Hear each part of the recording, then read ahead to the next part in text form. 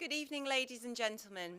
My name is Julia Krysiak and I'm one of the events team at UE Bristol, and I'm honoured to be putting on the final two BDAS events this spring. Tonight is probably one of the more important and pertinent events we've put on in terms of confronting and discussing something that concerns all of us, the prevention and reduction of violence in our cities, its impact on individuals, families, communities and societies at large, and the importance of safeguarding and supporting vulnerable youth facing it.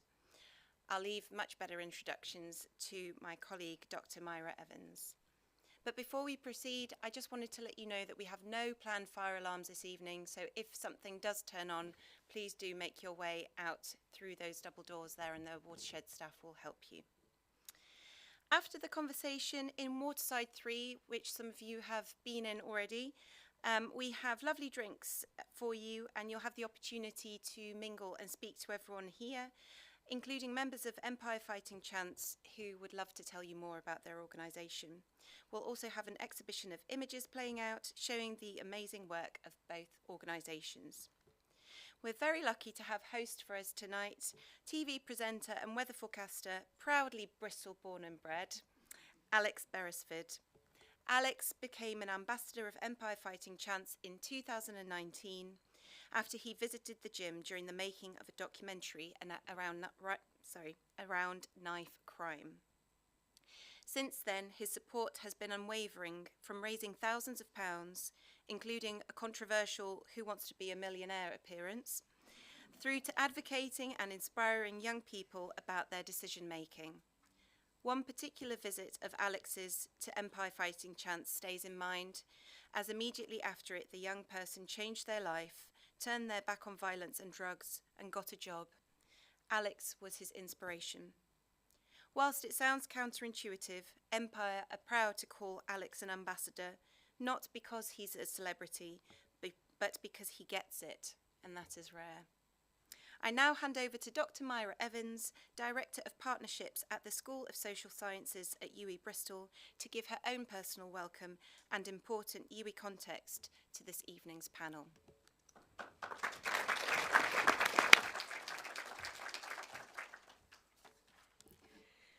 Good evening everyone. My name is Myra Evans and I'm the Director of Partnerships in the School of Social Sciences, just as Julia has just said. It's a real pleasure today to be standing here to introduce our panel and give you a flavour of how this has come about. About 18 months ago, our Vice-Chancellor, Professor Sir Steve West, received an email from the then Mayor, Marvin Rees, about the possibility of setting up an Office of Violence Prevention in Bristol. He wanted to set up an overarching organisation that coordinated the non-profit sector actions in tackling acute violence. And he asked if we could help. I was asked to meet with the Mayor's office to see what we could do. You see, the School of Social Sciences at UE Bristol is home to our sociology, criminology and policing courses, to name but a few. We're often, as I often say, the people. It was at this meeting at the Mayor's office that I met Martin Bisp. Martin is the co-founder and CEO of the multinational award-winning organisation Empire Fighting Chants. He started his career within the financial and investment sector, but while he was volunteering at Empire Amateur Boxing Club in Bristol, he and his co-founder Jamie Sanager witnessed a drug deal. They intervened, which eventually led to the creation of Empire Fighting Chants. Now, using a combination of non-contact boxing, therapy and psychology, they work on programmes that look to address the underlying issues for young people who are referred to them. The work has been so successful that Empire now trains and supports organisations across the UK and globally. Last year, this work impacted the lives of over 15,000 people. I think that deserves a clap.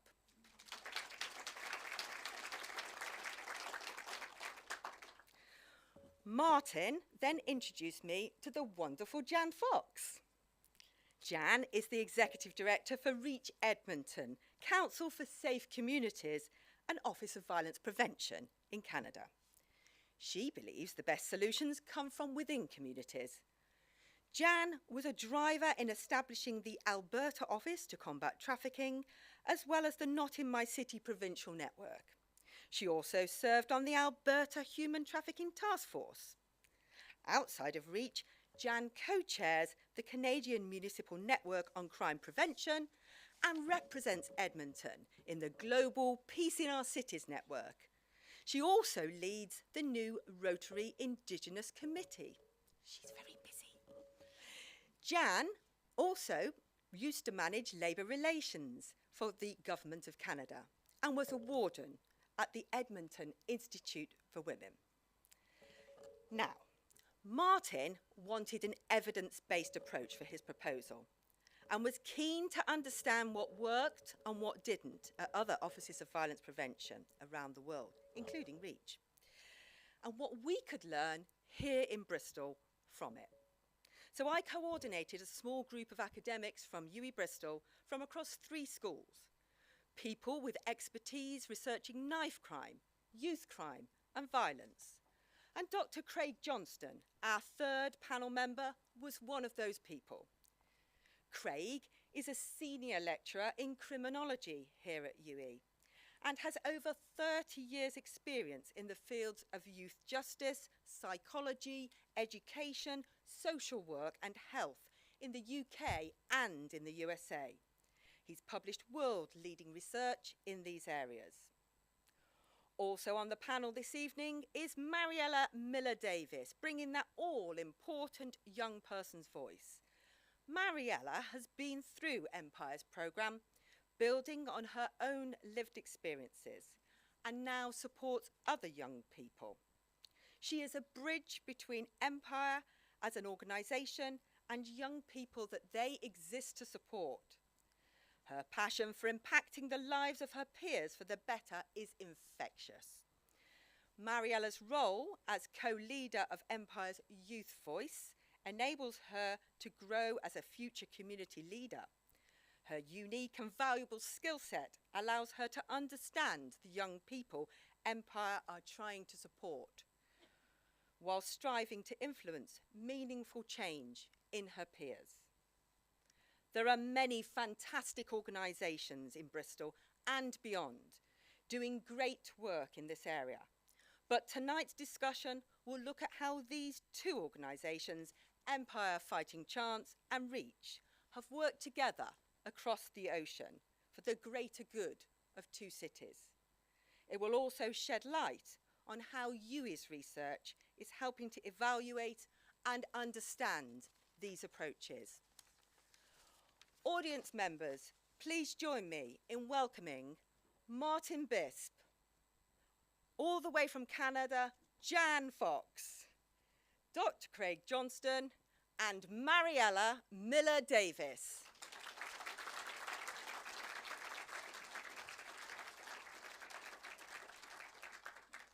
Thank you so much, Myra, and also Julia, and also the whole team at UWE for providing this platform for this evening's conversation. I hope that you're all going to enjoy it. We're only here for about an hour's discussion, and that's going to fly by, but at the end there will be an opportunity for you guys to ask some questions to anyone on the panel here this evening. I'm really pleased to be here as well. Bristol born and bred, love coming here, love working with you guys. And yeah, you did mention the controversial Who Wants to Be a Millionaire show, where what happens, so in the normal version, if you are on last and you get, and the program comes to an end, you get to come back and go on the next show so that you can continue raising money. On the celebrity version, it just ends. And I ended with 2 lifelines and £16,000. So they were very worried that they were going to get lots of complaints because I should have been able to carry on. And they did get lots of complaints. But we raised £16,000 on the day, which was absolutely amazing.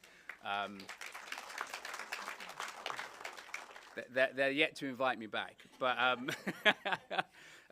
guys, thank you for taking the time to be with us this evening. Firstly, how did this relationship blossom between Martin and yourself, Jan? We're having a bit of a controversy who would start this conversation, so because I never know what Martin might say, I thought I'd go first. People in the audience know Martin. So It's the safest, the safest. yeah, the PG version. Well, actually, interestingly enough, we met in Colombia, of all places. We both are proud members of an organization called Peace in Our Cities, which is a group that has come together with numerous cities, municipalities, and not-for-profit organizations or civil society organizations to work together to find ways to reduce violence by 50% in cities by the year 2030. So it's a way we come together, share best practices, and learn from one another. So Martin and I were fortunate to be at a symposium in Colombia, and we met, and we were kindred spirits very quickly. I loved learning about Empire Fighting Chants and thought this is a project that would be so useful and so great for the young people in Canada, particularly in Edmonton.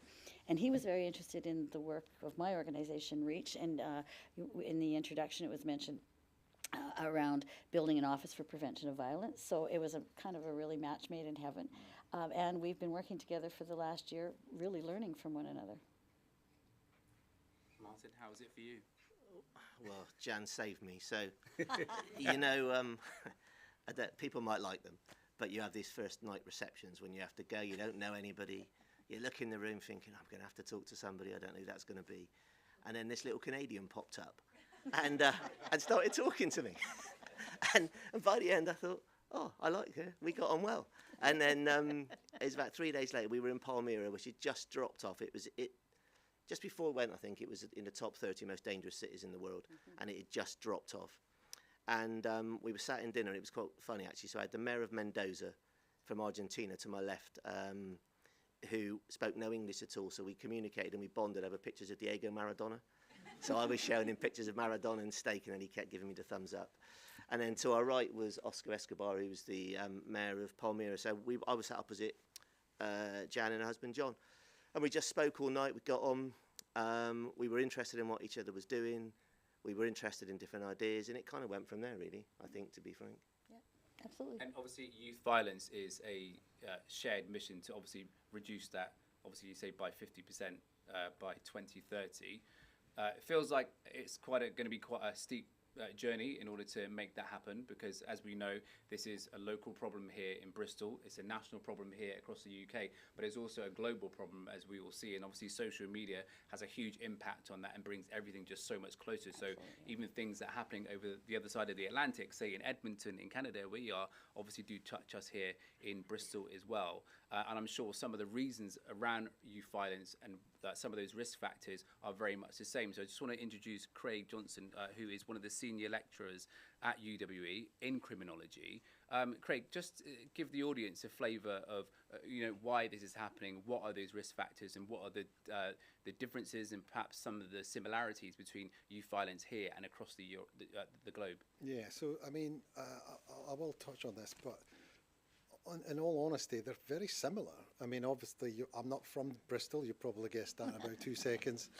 I'm from Dundee, which has its own issues along with youth violence and drugs and suicide and things like that. But effectively, it sort of comes down to 4 what I would describe as indicators. I'm reluctant to say factors because there's a level of self-responsibility. But it is very much about who you hang around with, or the classic social capital, so peers. Some people like to use the word gangs, but gangs is sort of a fluid term that's used politically, and it also has racial connotations.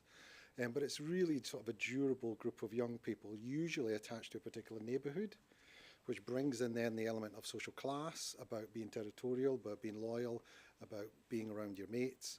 You've then obviously got the household factors, because households are dramatically unequal from one street to the next. You've then got domestic violence, so whether you're witnessing violence or violence generally in the home, that normalises those types of behaviours that then transfer into schools, which means school exclusions. So there are different indicators that are consistent no matter where you go, and certainly all the places I've worked have had 3 or 4 of these ones. But one of the biggest things that worries me the most, which again I'll talk about, is education, is access to education. And what does education mean in today's world? Does it mean sitting in a class, or does it mean entering different spaces where you're learning from people that you respect and trust? And have those risk factors changed over time? Well, the good news is that youth violence is actually going down. It's gone down for a number of years, but serious youth violence is stubborn, and it's actually growing. The biggest indicator, the biggest factor now is online. It's online violence, it's cybercrime. I was just reading a report today that 1 in 6 young people now break the law consistently online, unknowingly, whether that be through bullying or whether that be accessing data that they shouldn't and sites that they shouldn't. So a lot of this, what we consider violence now, is changing dramatically.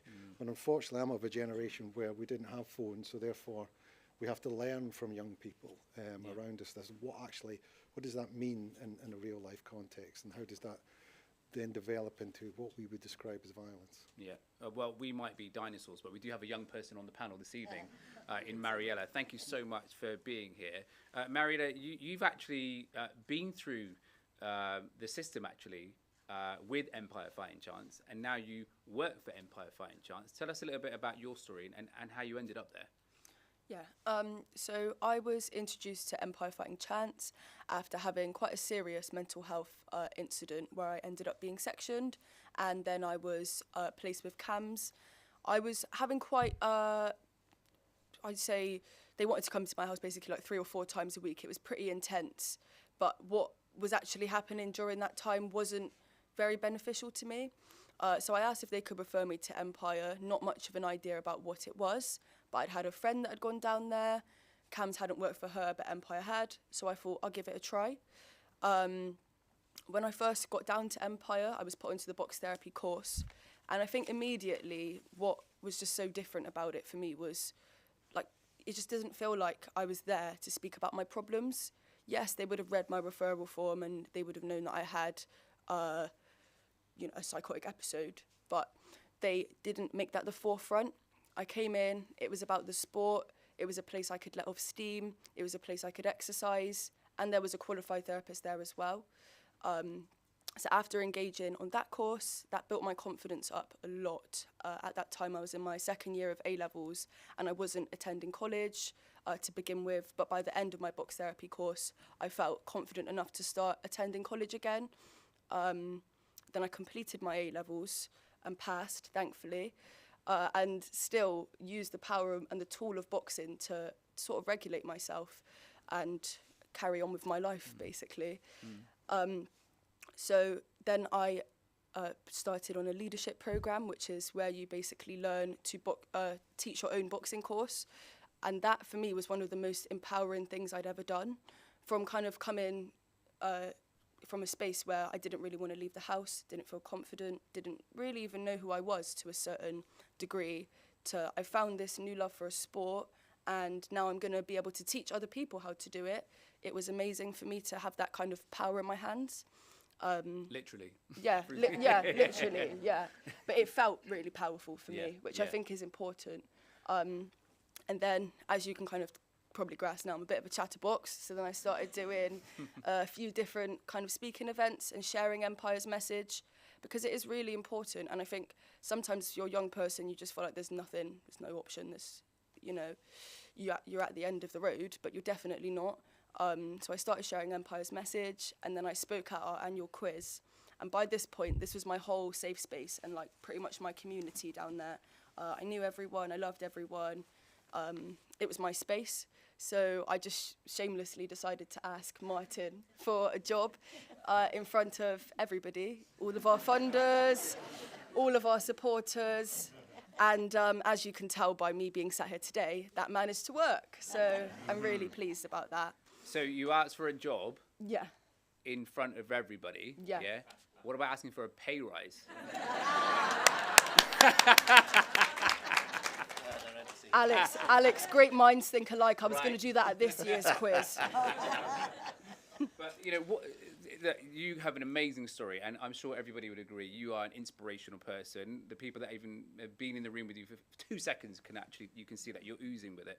What is the misconception then around boxing and also therapy? Because I guess for for everybody, you might think, oh, boxing, like that's violent, but actually, I've been down to Empire Fighting Chance, and you walk through the doors, and you think it's going to be all smelly and sweaty and like hitting the bags and everything like that. Yeah, of course there is that there, and there's some professional boxers, of course, but there's just so much other stuff going on there. Like, it's a real like hive of activity, but for so many different reasons. Yeah, 100%. I think using the sport of boxing is really, really interesting because, as you touched on, it has quite a lot of, you could say, negative connotations. It's violent, people are fighting each other, but it's totally different down at Empire. We use non-contact boxing, which is just pads and hitting the bag. And actually, in fact, that can be a massive, massive release for some young people.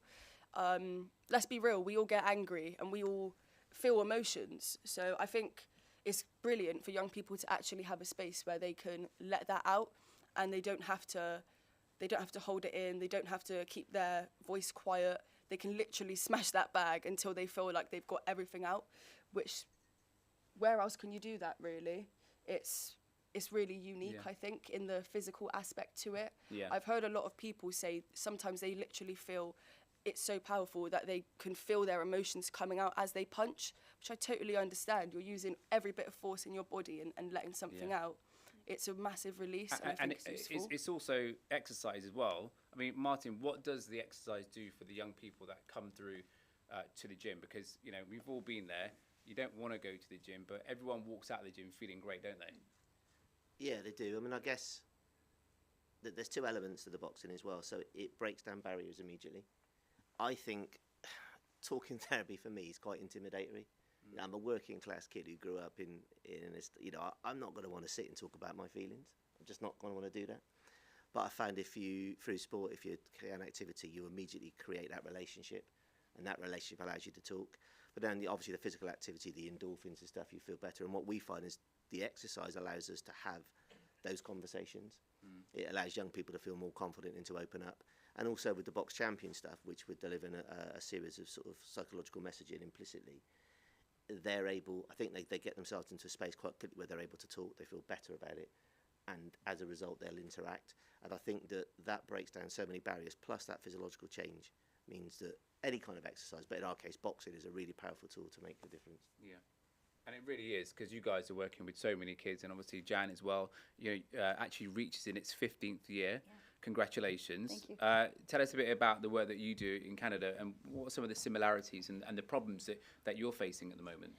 Yeah, so I guess I'll say at the very outset that it's a little bit different, and I think what we're doing is what we would call an organization or an office for the prevention of violence. And what our work is, as was mentioned in the introduction, is we believe that the best solutions lie within community to violence or crime and social disorder, whatever you want to say.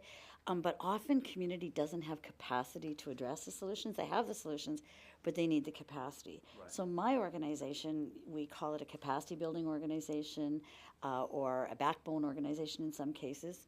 And really what we do is we bring groups and organizations and citizens together to tackle problems differently. We want them to work together better and differently.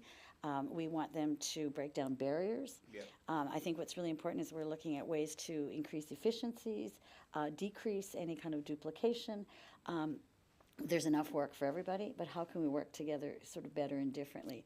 And one of the examples I like to talk about is actually around a youth violence program. So many years ago, we had an opportunity to bring some significant funding in to deal with a youth gang initiative. I agree with you, I don't love the name gangs, but in this case it was a gang prevention initiative.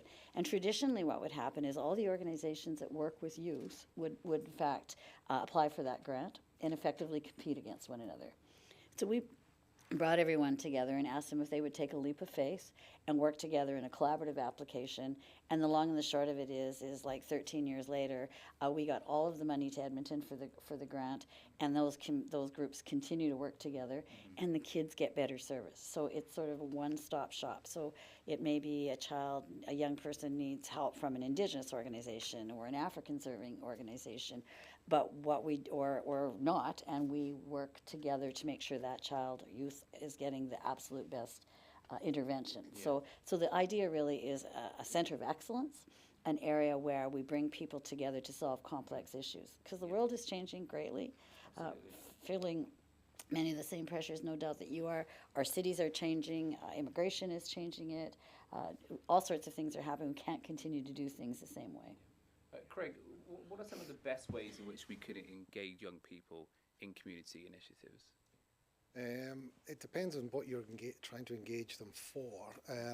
The biggest disconnect that I found, certainly when I was working, and the research backs this up, is about who you trust, is about the ability to develop the types of connections. I don't like the word relationship, it's too personal.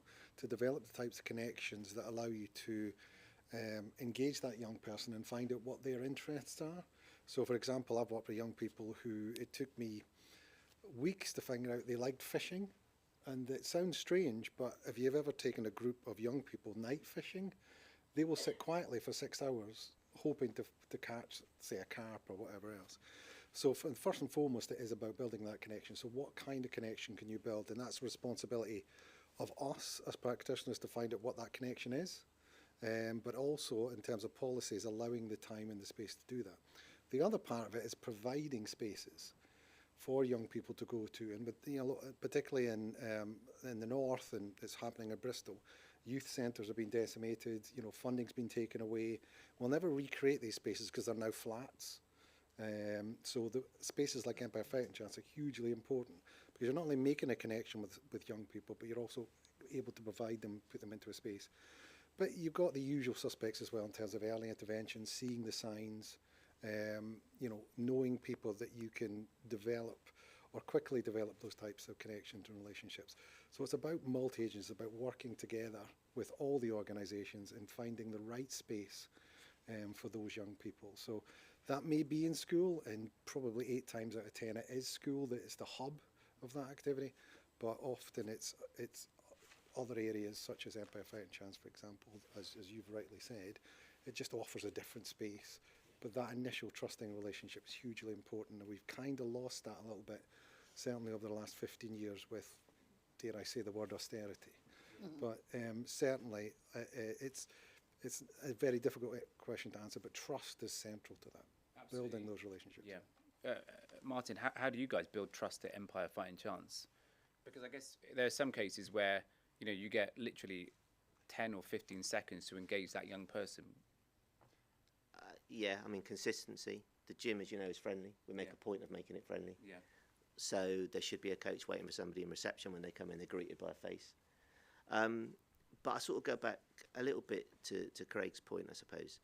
And I've got a friend, funny enough, who is Colombian. And he talks about proximity. So we sort of all know this, but there's a lot of stuff around serious youth violence that talks about young people trust those from their community. So you might trust, it could even be the 3 or 4 streets, but that's who you trust. So I guess for us, one thing we've been is, and I'm pleased to see we've got Lloyd here tonight. So like the Empire Sports Club has been in Bristol in the sort of initially the St Paul's community since 1969, 1970. It's woven into the very fabric of this city. Yeah. I'd imagine almost anybody you meet knows somebody who walked through the doors of the Empire. And luckily the boxing club itself, I mean, you trained. I trained at Empire. I joined at 17. Yeah. Met Lloyd Russell. And it was an amazing environment then. It was like a magnet actually. It was a place that you were drawn to. Yes. And I think that gives us a bit of credibility. We're not part of the system, so we have the legitimacy with the boxing club. That helps because there's a little bit of, I suppose, edge to that. But again, and we've got coaches in the room from, and Matt there, but from my point of view, we're friendly, we're authentic, we're credible, we listen, we use the sport as a barrier breaker, and we just do our very best. Yeah. Matt, you work at Empire. I guess you are one of the young people. You look young, despite having a beard. Yeah, 21. Good beard, by the way. Thank you very much. How has it been for you being at Empire? I know that you're not mic'd up, but if you talk loudly, I'm sure everyone will be able to hear you. But as we were just talking about, trust is such a huge thing, isn't it? Obviously, you work there, you've gone through the system as well. How do you do that? How do you build that trust with the young people? I think my experience having gone through the program and the reasons as to why I went through the program, which I'm very open with the young people. It helps them to relate to me, and helps to build that bond between me and them through our sessions, and I found it does help them to open up. I was exposed to a lot of violence myself growing up. Wasn't involved in it myself, but what I grew up around and what I've seen, when I'm honest with the young person, it helps them to open up to me as well. Yeah, I guess obviously that's the thing about Empire. I mean, I can say because I've been on the inside of it as well, that is the authenticity, isn't it? That the coaches there, lots of the staff have actually been through things themselves, so they really do, they understand the young people massively, don't they? Yeah. No, I'm not an academic, Craig, so be gentle with me. There's something about sort of social cognitive theory where basically if the pupil can recognise themselves in the teacher, they're more likely to make progress. Yeah. So that's what we're trying to do. We're trying to have relatable people in the gym that young people can build that connection with. Yeah. Can understand that it's possible to be in different situations and come out the other side. And that's really important. The credibility thing's important. And again, like I said, from my background, I'd want to see someone that walked and talked like me. I wouldn't want to see somebody that, maybe was posh and had a different lifestyle. Yeah. Jan, how do violence prevention officers help to address all levels of violence?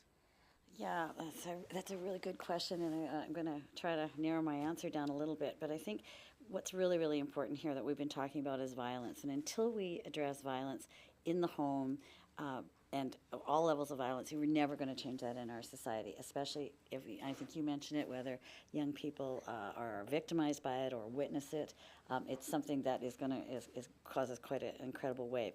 So what we think is that if we have an office of excellence, an office like for prevention of violence, ours is really not, we don't call it that, we call it a community coordinating council, but the same kind of idea.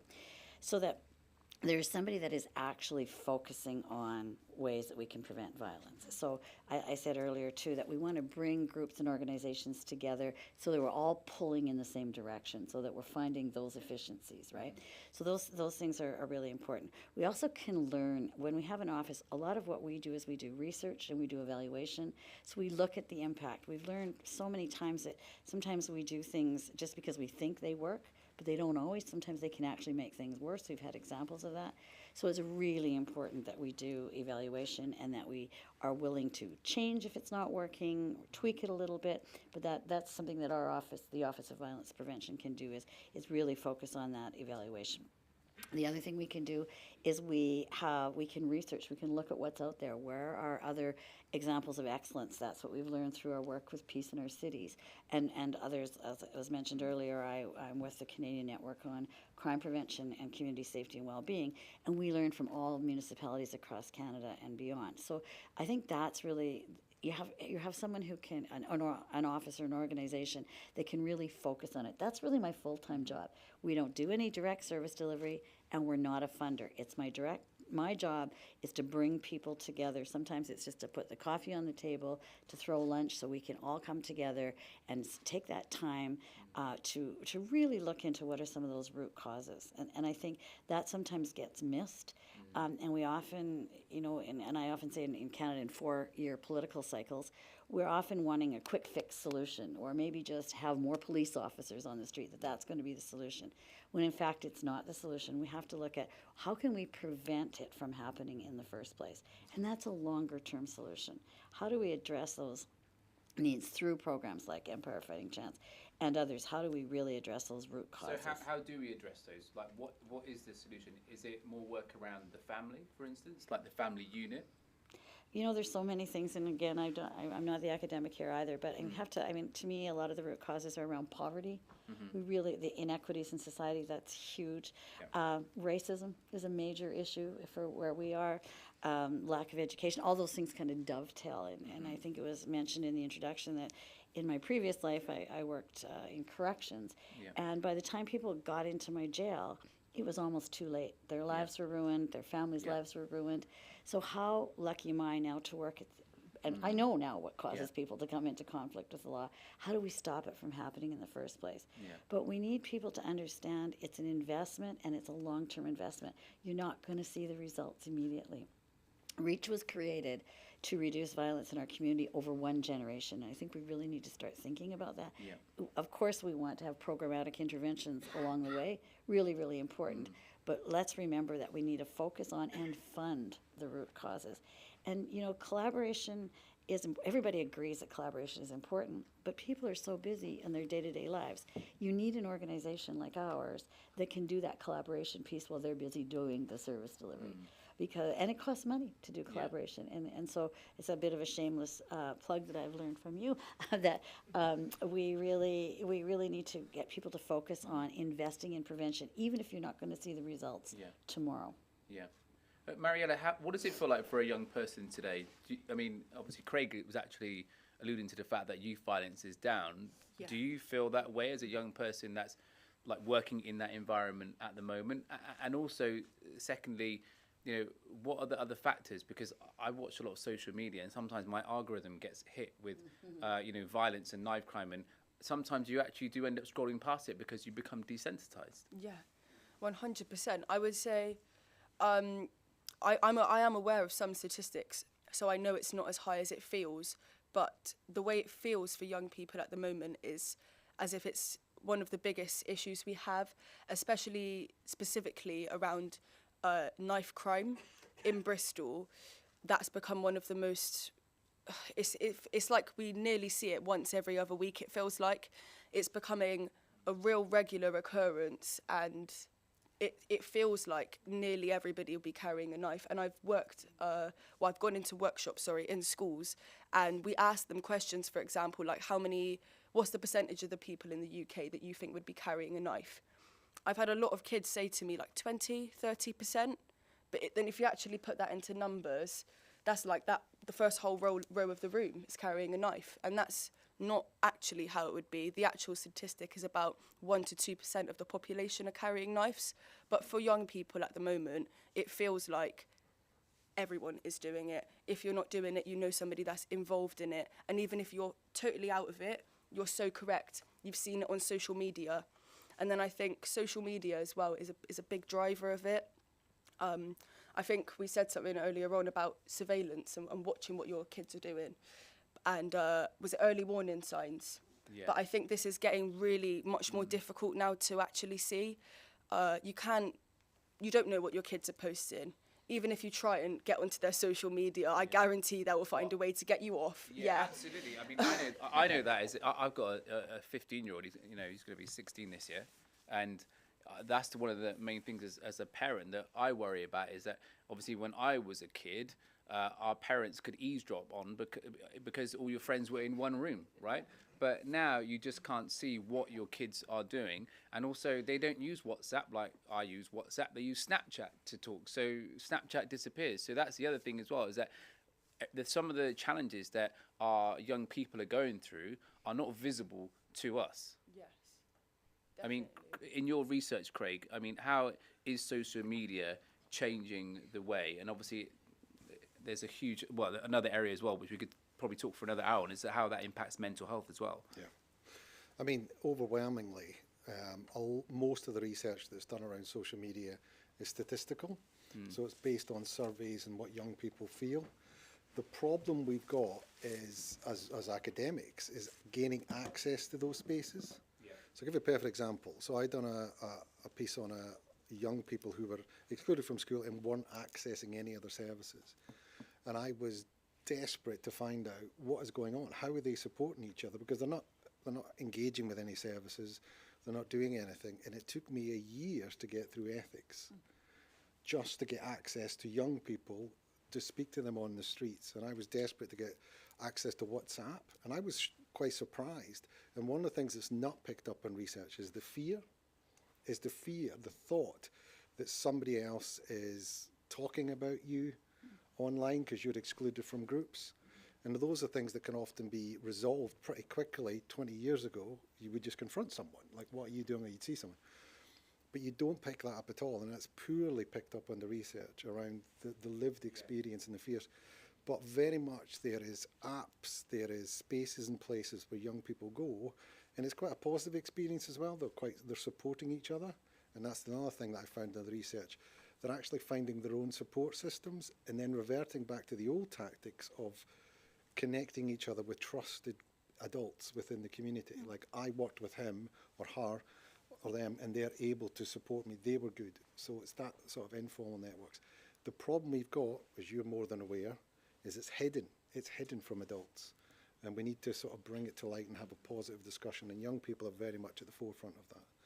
But as a researcher, it's frustrating that I have to wait a year just to gain access to those spaces. Yeah. How do you guys face social media challenges within your organisations? As you said, it's really, really hidden. He does. Yeah, sorry. That's why you've got Mariella. Yeah, She needs a pay rise. Yeah, it's really hidden. Like, I've literally got a lot of young siblings as well, and some of them are now coming up to the teenage years. So I feel like the mum trying to watch what they're doing, and my little brother's blocked me. And I asked him straight up, "Have you blocked me?" And he straight up lied and said, "No, I haven't." I know what it looks like when you've blocked someone. I've done that, been there, done that. But they're literally trying to hide it from you.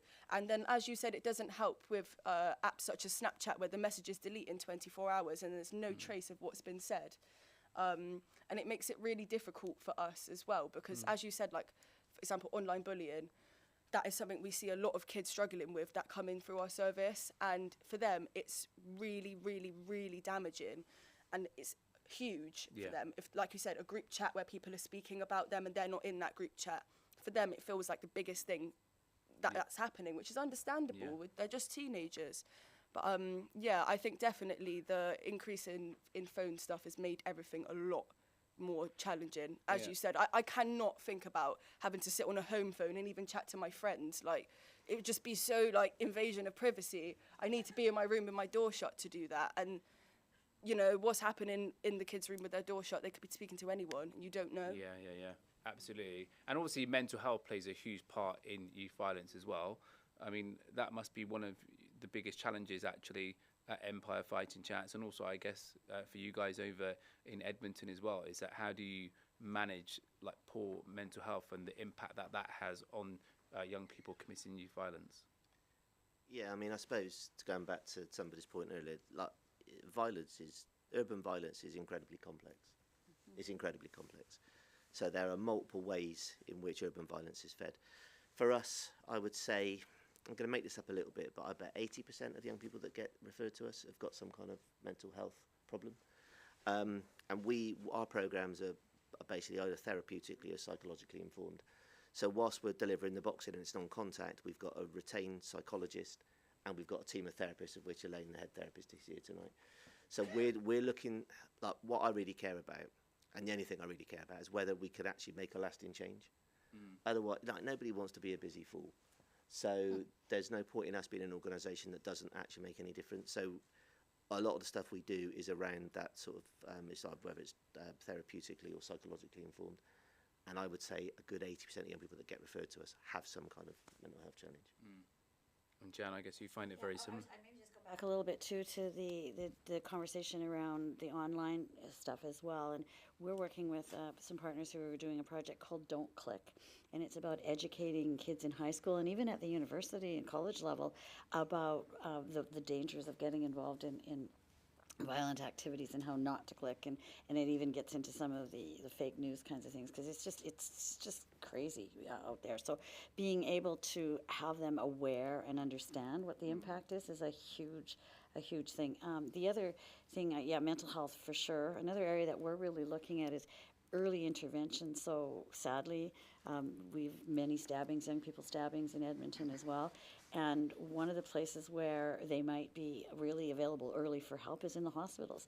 So we've had doctors approach us, pediatric surgeons approach us and say, would you be able to bring some programming in so that we can offer some help to these kids right after this has happened, because they're scared and they're vulnerable and they need support. So for us, it's really been about right place, right time, and having really, one of the things I've learned all my career is what really can make a difference in a person's life is if there's at least one person who cares about them and who will walk alongside of them, whether it's at Empire Fighting Chance or whether it's through one of our gang prevention programs where, we believe that the natural supports in the community, like the old-fashioned way of one social worker and one young person, is just not effective anymore, because when that relationship, and I like what you said about relationship too, when that ends, the young person has nowhere to go. So we believe in sort of a wraparound program to deal with many of the different needs that young people have, and those natural supports, whether it's I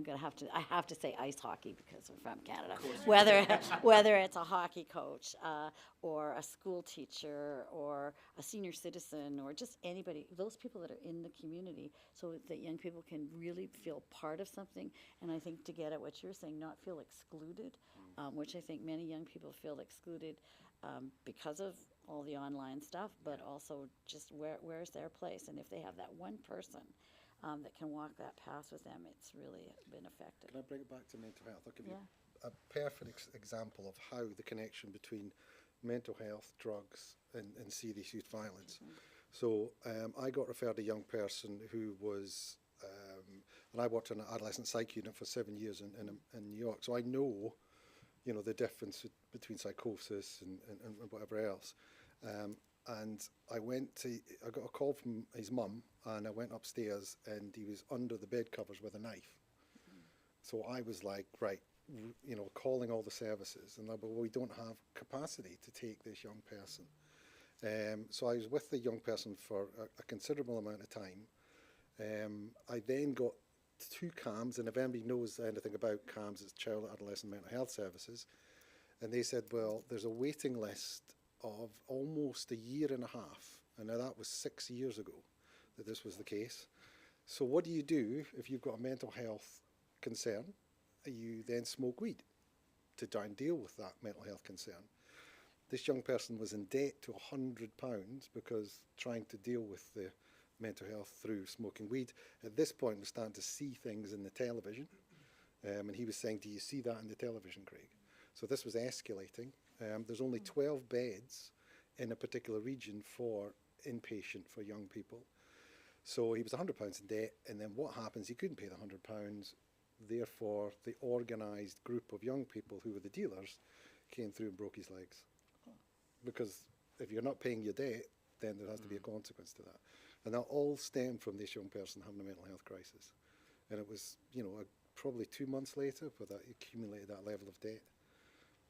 So that's the type of examples where mental health has a real impact and has a very direct connection to youth violence.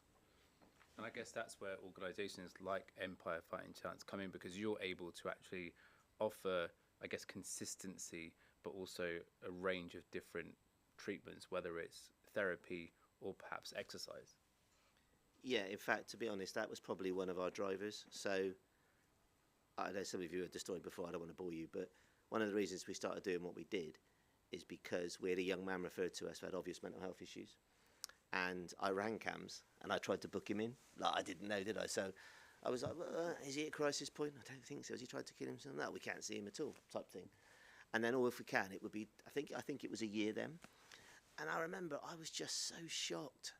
I could not believe that you could be at crisis point, even at crisis point, and have to wait 12 months, let alone not be at crisis point and never be able to access stuff. I was so shocked that I sat with Jamie and I said, we've got to do something. Both of us were like, we're going to have to try something. So the reason we started to use the sort of therapeutic stuff and the psychological stuff is because we just saw something and we didn't like it.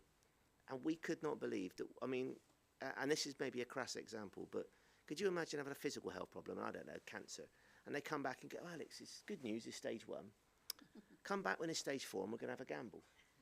Yeah, we'll have a gamble. We might be able to save you, we might not. But we're doing that with mental health every single day. It's scandalous. So we just couldn't sit by and what it happened. And that's why those programs started, because we saw something, we really didn't like it. And I didn't know if we could do anything, but I did know that I'd rather give it a go and fail than sit there and watch more and more young people go for a system that wasn't right for them. Yeah. Actually, you've had both experiences, haven't you, Mariella? As in, you went through CAMS and then you ended up at Empire Fighting Chance. So, what difference did it make for you? Yeah, and I have to say, although I don't personally love CAMS, somehow I managed to bypass this waiting list, and they were working with me within days of the start of my psychotic episode. But despite this, the work that they were doing with me didn't feel like it was really that helpful. It didn't feel like it was meaningful as to what I was going through. It felt like they would ask somebody that was suffering with anxiety the same questions that they're asking me, who's had a pretty serious psychotic episode. And I think CAMHS as a service, they're trying their best, but they're not equipped with certain tools. And sometimes you don't even know what those tools are going to be. For example, a sport, which could be boxing, to engage the young people properly. Because I think the first step is to get proper engagement. Because then the difference when I came to Empire was me being engaged by the sport, basically, before then thinking about accessing the therapy. I think just the closed clinical therapy setting is really difficult for a lot of young people to access, definitely, especially working class people. It's really hard to speak about your feelings, but the difference with Empire is the dynamic. You're in a sports gym, you're there to exercise. Yeah, there's a qualified therapist in the room, but you're there to exercise at the end of the day. Yeah. Guys, you guys have been obviously working together for just over a year, and I understand that the relationship is going to get even deeper. Tell us about what's happening between Empire Fighting Chance and REACH Edmonton. So we're really excited to tell you that starting next week, Martin and his team are going to be coming over to Edmonton to actually begin Empire Fighting Chance in the city of Edmonton. So we're really excited to welcome them there. Yeah. I want to say too, though, we were so blessed to get a private donor in Edmonton to support this work, because they really believed in this work, and so we're very, very grateful for that. But we're especially also grateful to Martin and his crew, because they're doing this pro bono. They're not charging us for their services, and they're going to mentor us all along the way. So we're incredibly grateful. I really believe in this program. I think, when we think about a young person, and your story tells it all so well, Mariella, is that, we're going to see a young person that's in crisis, and they may not have access to those services. They might not want to walk into a psychiatrist's office, but they might well walk into a gym where they feel welcomed. I've walked into Empire Fighting Chance gym many times now, and the feeling that you get when you're in there, as you've already said, you just feel so welcome, and so we're grateful. We think that this is going to be have huge impact in the city of Edmonton, so huge appreciation to this partnership. Did you ever think that it would get to this, from that day, witnessing that drug deal go down, to starting something relatively small and then growing it to being something? Because obviously you guys are working with kids up and down the country now, and now, well, you could say globally, you've turned international. No, I didn't want to run a charity. I didn't want to run a charity. Yeah. It all happened by accident. I'm going to be honest. If you'd have told Jamie that, two idiots like us, 19 years later, would be having conversations, not just with Jam, but we've had a lot of interest across the US, I wouldn't have believed it. I mean, what's important to me, though, and don't, I'm grateful for the partnership, and I think that it will be exciting. It's still important to me that every young person that walks through our door gets the best possible opportunity. Yeah, how do you actually ensure that? Because obviously when you're a small organisation, you've got full control of what you do and the level of service that you give. But when you start growing an organisation, you're going to become heavily reliant on others to kind of live and breathe Empire Fighting Chance. How do you do that? Yeah, it's not easy. We're trying not to create like a franchise, so it's not going to be multiple Empire Fighting Chances. One of the things we're doing is it's powered by. I kind of reiterate a bit. I'll get to the point in the end, but community is important. We believe that community has the answer. I don't believe for 1 second that we could operate anywhere else and actually do anything that would be as meaningful as an organisation from Manchester, Liverpool, or Birmingham be doing their own cities. I just don't believe that. We don't understand the system. We haven't got the relationships. We're not embedded in the communities. So I think and in fact, I've spotted him over there. So one of the reasons that this started happening is that we were getting real pressure to grow. I had funders asking me to grow, but they wanted me to replicate what I'd done in Bristol. I didn't think that was right. I had cities and some politicians asking us to do it in different places. I didn't think that was right. And then there's a funder that Paul, who reached out and said there was a particular fund and they wanted to invite us to apply for it. And it was part of it was about maybe growing our impact and growing what we did. And we sort of said to Paul, look, could we just train other organisations? And he said, yeah, basically. So A lot of organisations, the boxing clubs we train, they come to us for 2 days at our expense. We put them up in a hotel, we give them 2 days training, and we support them for at least 12 months. So the important thing for me is twofold. One is that and this sounds a bit glib, but you could walk in our gym and I could leave you inspired. That's fine. But that doesn't mean you're going to deliver the programme. And that doesn't mean you make a difference to young people. The difference comes over that 12-month support, that 18-month support, that 2-year support. So the first thing we're trying to do is embed a longer-term relationship that we can support that organisation. Then they need to grow sustainably. And I had this conversation, I did see him earlier, I don't know if Des is still in the room, but like, people have to be paid for this work. You know, so there's no good having a kind of short-term intervention that you have young people in, it lasts for 6 months and it disappears again, because you're letting everybody down. Absolutely. So we're working on ways that we can build our organisational strength. So those boxing clubs, for example, have raised in excess of £4 million. And they've worked with 15,000 young people. So we're not only making change, but we're sort of making that transformation sustainable. So for us, there were elements like that. And then the second bit is trickier. It's quite difficult now. At the beginning, you know, we were almost having to convince people to be part of the programme. Now, for every one club that we accept, we probably have 8, 10 applicants. So we can start picking the best organisations that we can see in the country. We visit them, and we visit on multiple occasions. When you walk through a door of a boxing gym, you can tell how the coach talks to the young person. You can tell if they're swearing. They're not for us. That sort of stuff you can tell. And then beyond that, we're looking at a basic framework of impact management that will go across all organisations. So we can also start to judge the impact of different organisations and then compare it across networks, across cities, across countries.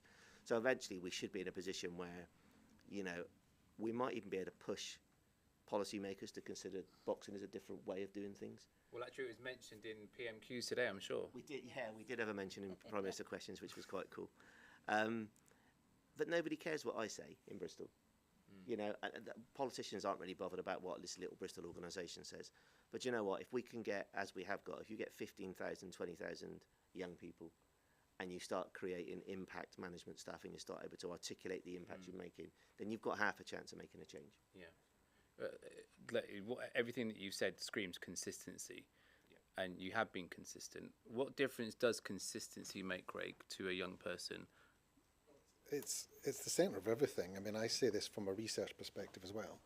So there is a mountain of research, not only in sports, but you'll find this in psychology, you'll find this in most sort of disciplines, social work, nursing, all these sorts of things. So the centrality of consistent connections and relationships is hugely important. And the easiest way to explain that is in the home. The people you trust the most exist in home. That's why home is so important in terms of research, and that goes through multiple layers in terms of interventions. I think for me, the problem we've got at the moment is sort of rewinding some of the things that we've done in the year. So we talk a lot about targeted interventions. The problem with targeted interventions is they only last 8 weeks. So it takes you 3 weeks just to get to know a young person, another 3 weeks to do something, and then 3 weeks of saying, you know, all right, so we need to finish soon.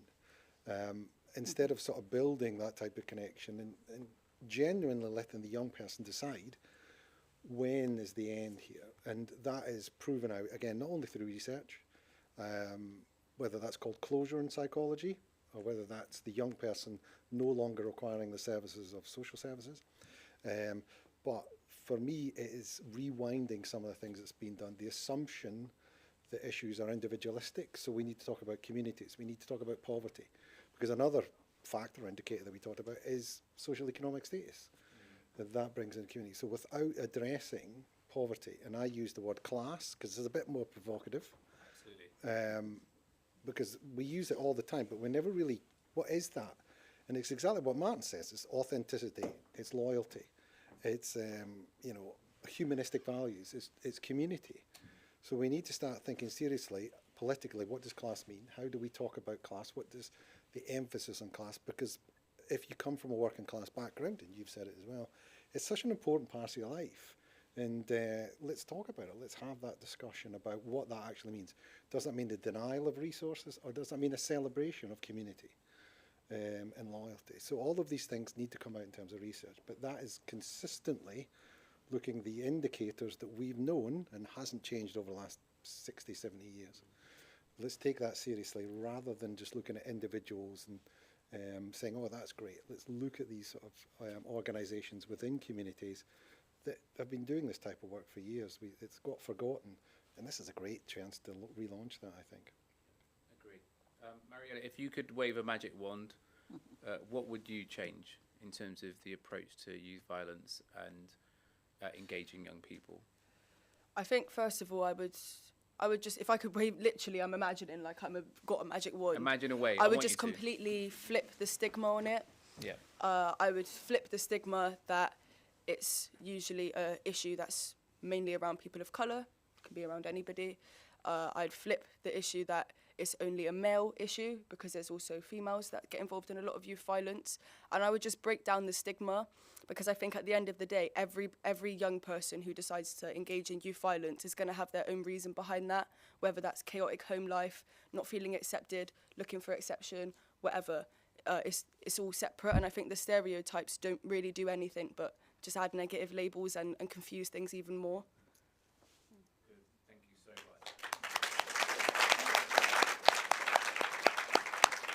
much.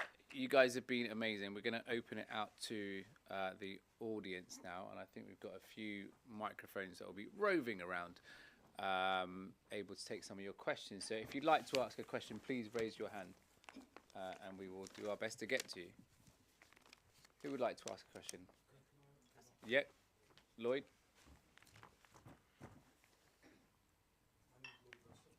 Oh, is it on?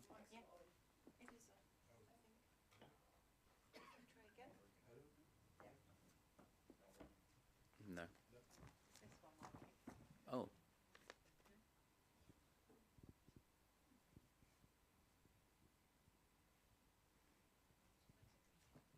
Oh, there you go. Well, we'll fix that in just a second. Oh, there you go. That one is working. Go for it, Lloyd. My name's Lloyd Russell. I'm fortunate to, you know, I'm one of the, probably the oldest mentors in this city, because I've been around a long time. It's my 69th birthday coming up soon, so that's how long I've been in this game. Anyway, I'd just like to endorse some of you what you're saying, because I've been fortunate to work for the academies through the years. Cabinet Learning Federation, who I believe are one of the funders now, or the one that we're fighting chance now. Yeah, I've worked with them for 8 years. I've worked with numerous secondary schools as a mentor. So I'm from the inner city myself, you know. I've been raised in the inner city, everything. So I know everything about inner city. So I was fortunate to get a mentor's mentoring role, and that's the best thing that turned my life around as well. But the point I'm trying to get to here, the word consistency and continuity is so important. Whilst I was in the academies, I built relationships with a lot of undesirable young people, let's put it that way. Some are dead now, some are in jail, some have made it. But I'd just like to say, one of the things I did as a mentor, I was able to build a relationship, not only with the young person, but with the family. And it's so important to have an holistic approach to make this thing work. No matter what organization you're with, I think that is the key. And you need to have a long relationship. Anyone that comes through your door, you need to have that, not just to come here to do train or to do that, you need to have that after bit as well, where to say, if you've got any problems at home, we're here as well, at home, because a lot of these young people do have issues at home, you know, and they need somebody to talk to.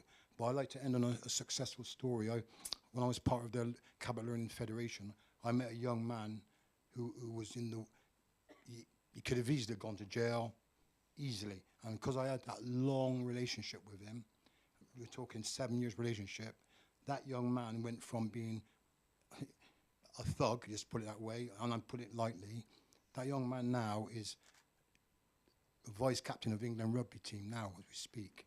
And he's worked through those, I'll say his name is Ellis Genge. I was his mentor from when he was a young lad to where he is now.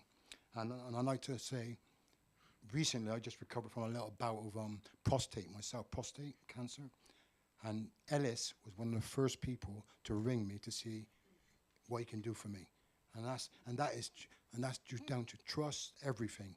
And he was saying in his story that one of the things, you're not, just because you're a mentor or whatever you are, you ain't got that right to be, you know, just with that young person. They want that trust, and you've got to earn that trust as a mentor. You need to earn that trust, and that's why I've been blessed over the years, the 30 years I've been mentoring. I've had the skill and the know-how how to mentor kids, you know, and I'm an old man. But Ellis, again, is one of my most powerful story I can talk about, and he often in talks talk about the relationship he has with me, and one of the things he said is because he trusts me, and I was able to engage with him, you know. So I just like to endorse what is it, Craig? Sorry, your name. Sorry, that's continuity, and that is vital. Lloyd mentioned about obviously like going, I guess you could the extra mile, and not just working with the young person, but engaging the young person's family as well, or perhaps their carer.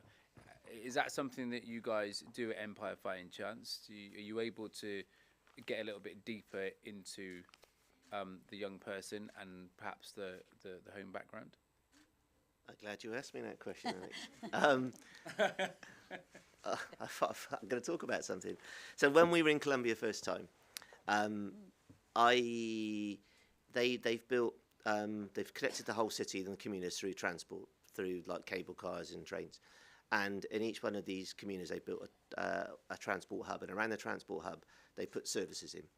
So they put sort of social houses of justice, they put psychologists, there's early learning centres, there's libraries, there's schools, there's universities in some of these communities. And I asked Santiago, who's sort of our guide in, I said, well, look, this is a kind of, it's a hyper-masculine culture, that Colombian, you know, you've gone through all that stuff, it was the most dangerous city on earth. The kind of ramifications of the Escobar stuff are still present. I said, how do you get somebody to walk in there and accept help? Because it fascinates me how you do it. And one of the things he said is because they're familiar with it, it's part of their community, it's there, so they trust it enough to go in. So as a result of that, we have tried to extend our services because young people feel safe in the gym and their families feel safe in the gym. And so we're trying to find ways, this is like how we measure trust. And as a result, we're building an annex on the side. I call it an annex because it's VAT exempt. It's perfectly legitimate. So we're building an annex on the side. And the ground floor is going to be community space. So what we're looking to do is we want to produce a better service for families now. So there's only so much we can do. But we're going to have family therapy. We're going to have maybe it's financial literacy. We don't want to charge anybody for using the gym. The space is completely free. But as long as you're consistent and you turn up between set hours, then we're going to be able to provide families and young people a much, much better service. Wow, incredible. Thank you so much. I think we've got another question over here. Hello, hi. Thank you. Firstly, I really enjoyed the whole conversation. I really liked what you said earlier when you said community has the solutions, not the capacity. And that really resonated with me. And I find with experience, often the best people at these job roles, if we want to call them a job, it's a vocation really, they tend to have the barrier of finances. So they would be the best people, the best coaches, yet the ones who, not all of them, but a lot of people who are in these roles, job roles, they have the barrier of, they have the same preconceptions of people that you're constantly fighting your whole life. So the engagement's not there. So essentially my question would be, how would you overcome that barrier of the value being rewarded for these people doing these interventions where they can essentially do it and commit and have it as a income as well, but not taking the value of it and still the sincerity be there, if that makes sense. I think quite often if we're getting paid for what we're doing, we feel like we're not authentic or we shouldn't. But at the end of the day, I feel like people need that in order to stay there and, you know, see the changes happen, if that makes sense. I don't know if I've articulated that well. It makes absolute sense. And Jan will talk about it as well. And you know, loving your job doesn't put petrol in your car, does it? So at some point, we have to make things sustainable. I totally agree. One of the reasons that I was trying to look at a different way of doing stuff, it came from two reasons. One was that young people who used our gym had been killed. And I reached out to think, well, there must be something better we can do. Because to listen to a mum talk about her son dying and the siblings is absolutely horrendous. It's absolutely horrendous. And peace and honesty, I didn't really care about Bristol, truthfully. I cared about how could we be better at Empire. That was what drove me. And then the conversation I had is they talked about this thing called Office of Violence Prevention. And one of the things that stuck with me, and one of the things that Jan can explain, but they do so well, is they convene. So they provide like infrastructure support. So there's lots of brilliant people in Bristol, I think, that do fabulous jobs. You know, you could say that, Empire is £100 million. We can't solve these problems on our own. You know, I'm not going to sit and pretend I can. So what you need is those local people. But the problem is they also need to be rewarded. We need to find ways that stuff's sustainable. And so for me, the kind of beauty of this, whatever you want to call it, this coalition or this violence prevention group, is that actually you build capacity, you help those people find sustainable income. We make sure that they might not be great at grants, or they may not be great at doing some of the paperwork, but actually the capacity is given to them. So I think that we need to take that seriously, because I think of people that I know that do absolutely brilliant jobs in the communities we're in, but they're maybe too small to get a big grant. They're a one-man band, but their work's phenomenal. And a way of bringing people together under this kind of coalition means that those people who are doing that jobs should be paid properly, and that service should be consistent. I don't know whether you want to... Yeah, you did a really good job of answering, and pretty much was going to say the same thing, but thank you so much for asking that question. You know, one of the things that's been really difficult, we often ask people, we call it lived experience. You know, I don't know if you guys use that term here too, but we ask people for their expertise, and we ask them to come to tables where they maybe don't even feel comfortable or welcome, and then we ask them to do it for free, even though we're all sitting around the table getting paid ourselves to be in that room. So we really, in REACH, we really embrace that concept. So if we're talking to somebody, we make sure that they're reimbursed for it. So whether, sometimes it's money, sometimes it's food cards, sometimes it's whatever that person needs. So we don't expect them to come to these tables without having some sort of remuneration. So that's really important. But I think the work of REACH, or another organization for an office for the prevention of violence, is really around helping those grassroots community groups build the capacity they need to implement those solutions that they already have. So it is, like Martin said, and I want to reiterate, that is, they don't maybe know how to apply for the grant. They don't know who to talk to.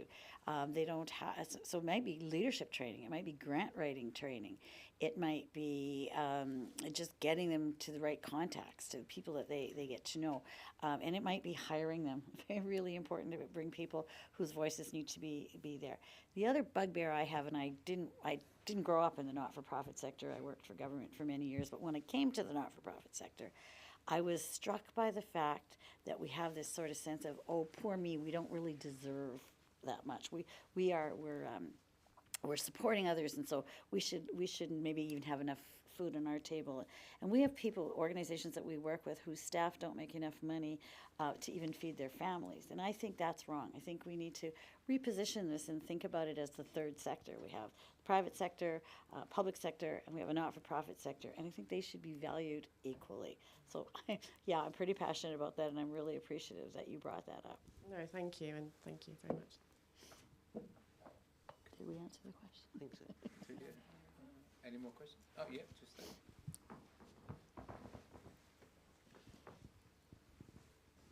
Hi.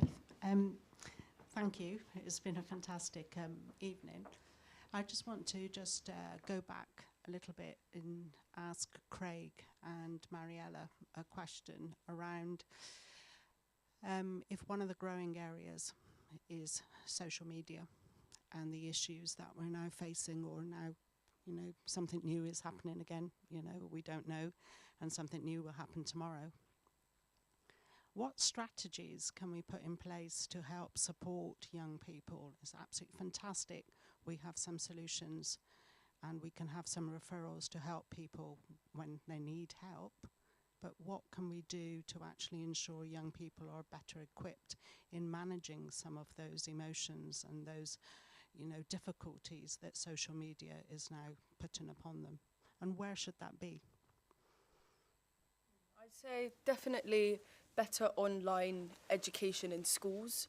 There is online education in school, but a lot of it is quite surface level. Some of it's based around like things like cyberbullying, things like that. But I think, in fact, somebody else mentioned earlier, a lot of kids are doing things on their phones which are actually illegal, and they may not even realise they're illegal. For example, accessing a certain website or sending an image that is child pornography, whatever. And I think these things actually need to be spoken about more openly in schools, because that's the first port of call. Every kid nearly should be in school to learn these things. And I think if they had a little bit of a better understanding of the implications of some things that they are posting, what that could be, or sending, then that would create more awareness. And I think as well, definitely it doesn't help with children posting this kind of, and they are children, teenagers, posting this kind of lifestyle.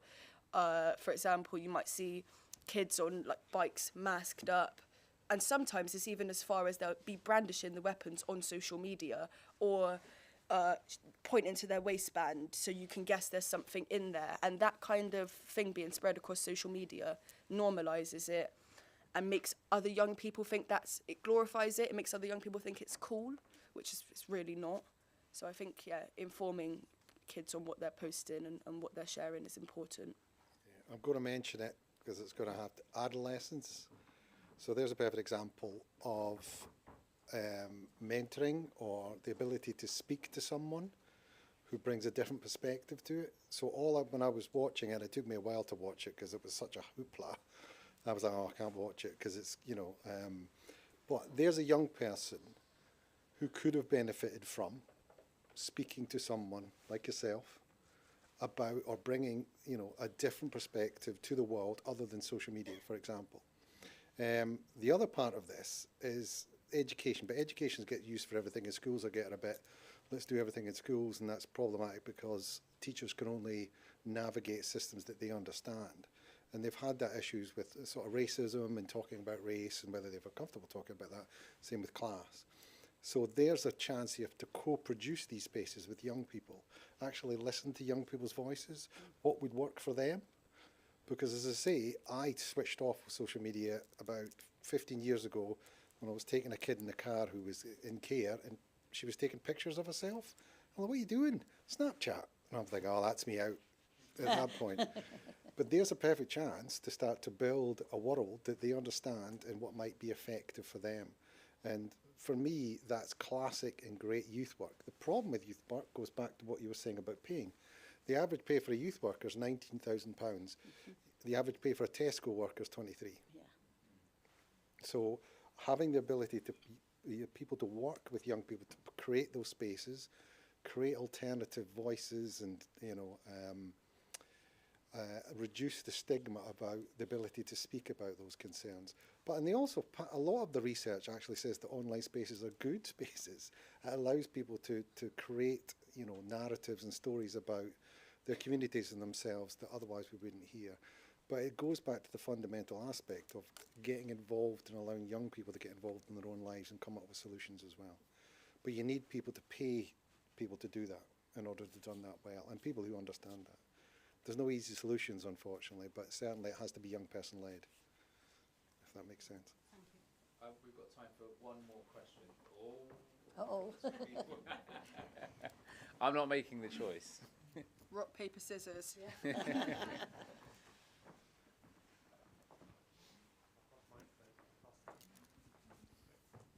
But there's going to be an opportunity to go through to the other room afterwards. So if you have a question for one of these guys, then please do approach. They are friendly.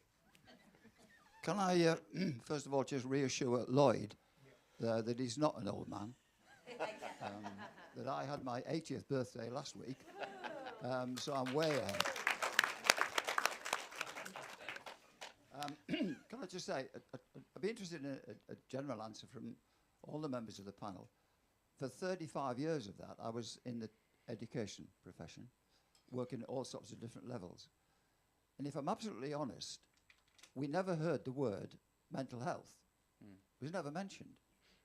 And yet today, we've had a fantastic evening talking about it. And on the media, every day, you hear it. Would the panel be interested in just telling me what happened? That's a big question, Rob. That is a big question. I don't know why we invited you,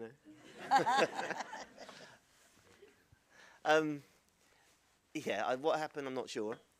What I would say is that we've noticed a change. I bet 7, 8, 10 years ago, if we asked somebody to talk about their mental health in the gym, we'd have pretty much nobody want to say anything. Now, if we said there's anybody, you know, if there was a story or they want to talk about it, you'd probably have 15, 20, 30 young people saying, we'll talk about it. Which is the exact opposite that we get with anybody that's involved in youth violence. They just will not talk for a whole series of reasons. I suppose we're more open. The press cover it. From a boxing angle, you've got the world heavyweight champion talking about his mental health problems, from Frank Bruno through to Tyson Fury. I guess if you're looking at, you know, ultimately, I don't know what you'd end. Arguably the toughest man in the world can talk about his vulnerabilities, then I suppose it opens the rest of us up to talk about ours. So I think there's a lot more effort gone into making people talk about it, from what I can see anyway. Yeah, I would 100% agree. I mean, in Canada, we've had celebrities, Olympic athletes who've come forward and talked about it, making it feel safe. But I still think that we have a big stigma. I don't think we're there yet. And I think schools is a really important, to your point, schools are an important place where we need to talk about it. Just yesterday I was looking at something in the media where the need for mental health resources in schools was seen as really important in Edmonton. We don't have the resources in the schools the way that we should have. But like you said, Mariella, all kids go to school. This is a great place where parents and everybody feel safe. A school can be a community hub. There's so many resources that we should put into there. And yes, it's a lot better, but I would argue that there's still a lot of stigma around sharing mental health issues. So, you want to say?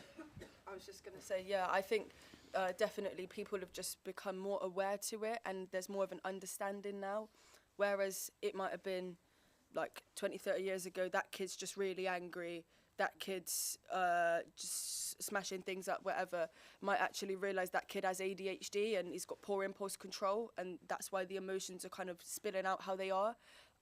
So I think, yeah, it's just better understanding and awareness, but I also agree with Jan that there's still a big stigma around it, and especially for men's mental health, and then even worse, young boys talking about mental health, there's a massive stigma around that still. Yeah, I mean, for me, life has become far more complex. You know, you just watch the movies from the 80s and it was never like in your face. And again, seeing young people change in terms of listening to a whole song rather, you know, everything's in clips now. But it started around, for me, from a research perspective, I'm going to use a big academic word here, sound fancy, it's that cultural hegemony. So the Americanization of British culture, which is a positive in the sense that we talked about self-esteem. You know, in the 90s, we talked a lot about self-esteem. So that was a segue into, well, what do you mean by self-esteem? So we only started recording mental health in schools in 1999, at the very end of the talking about self-esteem. So it's sort of grown and developed, both positive and negative. But the problem we've got is it's still the same groups of people, predominantly young working class men, who refuse, for whatever reason, to talk and open up. And those are the very people who, unfortunately, are involved most, although not all young women as well, are more likely to be involved in crime. But yeah, so it's sort of spawned up from the idea that we can and we should openly discuss that. And that's to do with movies, it's to do with the Americanization or the cultural hegemony of culture, really. But where this sort of leads is interesting, because what worries me a little bit about things like youth work, for example, in order to survive, we've had to take on psychological modules and sort of ignore the structural issues, the poverty and the class, and sort of individualized problems rather than seeing it as a sort of whole community, that should be involved. And that's kind of where things like public health approaches are very, very important as well. So understanding things, the roots of the problem are collective as much as they are individual as well. I hope that kind of makes sense. But yeah, I got that statistic today, so thanks for bringing it up. That was almost planned, but I appreciate it. Okay, guys, thank you so much. I hope you found that very interesting. I hope you learned something. I hope that you feel impassioned. I hope that you'll go away today and perhaps look at Empire Fighting Chance, look at REACH, and maybe even get involved yourselves. And good luck with whatever you guys are doing as well, because I'm sure there's some people in the audience that have been doing similar things and have come here to kind of be inspired. And I hope that you have been inspired, because these guys have been amazing. Can you give a big round of applause to Martin, Jan, Craig and Mariella?